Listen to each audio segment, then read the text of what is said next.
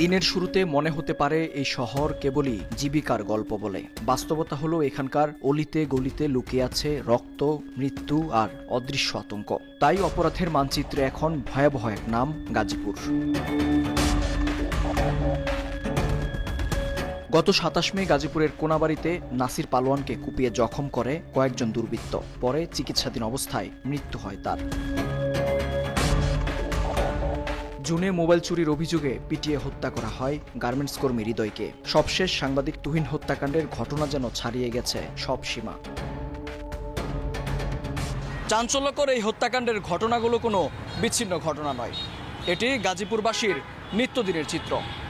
প্রশ্ন, তবে এই শহরের মানুষের ভয় আর আতঙ্ক থেকে মুক্তি মিলবে কবে? বিশেষজ্ঞদের মতে রাজনৈতিক পট পরিবর্তনের পর জনগণ আর পুলিশের মধ্যকার সম্পর্কের ফাটলের ফলাফল এই পরিস্থিতি। পাশাপাশি পুলিশের জনবল ঘাটতি আর বেকার শ্রমিকরাও অপরাধ বৃদ্ধির অন্যতম কারণ। দেরিতে হলেও বিষয়গুলো আমলে নিয়েছে প্রশাসনের নীতি নির্ধারকরা। জনসাধারণের সাথে দূরত্ব গোছাতে গাজীপুরে এরই মধ্যে শুরু হয়েছে উঠান বৈঠক আর ওপেন হাউস ডের মতো কার্যক্রম। জেলা জুড়ে বাড়ানো হয়েছে রাত্রিকালীন টহল।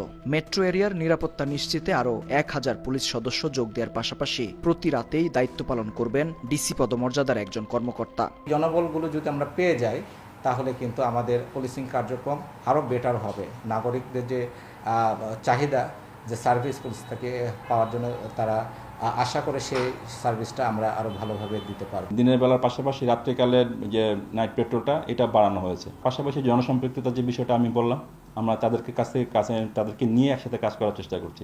শুধুমাত্র টহল আর গ্রেফতার দেখিয়ে সমাজে স্থিতিশীলতা ফেরানোর এমন চেষ্টাতেও প্রশ্ন থেকে যায়। কেননা গ্রেফতারের পর অপরাধীদের অনেকেই জামিনে মুক্তি পেয়ে পুনরায় জড়িয়ে পড়ছেন একই অপরাধে। এই যেমন মেট্রো এরিয়া থেকে গেল ৭ মাসে প্রায় ১,০০০ খানেক ছিনতাইকারীকে গ্রেফতারের কদিন পরেই ১/৩ চিহ্নিত অপরাধী জামিনে বেরিয়ে যায়। এমন বাস্তবতায় পুলিশের পেশাদারিত্বের পাশাপাশি আইনি জ্ঞানের অদক্ষতাকেও দায়ী করছেন বিশেষজ্ঞরা। থানা থেকে যখন কোনো আসামি ফরওয়ার্ড করে কোর্টে, এখানে লেখার ক্ষেত্রে তাদের একটু ফাঁকফোকর থেকে যায়। ত্রুটিগুলি আমরা বিজ্ঞ আদালতে উপস্থাপন করি, ওই ত্রুটি দিয়েই কিন্তু আসামিরা এই ফাঁকফোকরতে বের হয়ে যায়।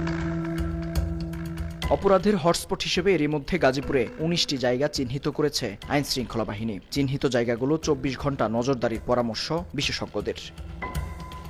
মেহেদী হাসান, সময় সংবাদ, গাজীপুর।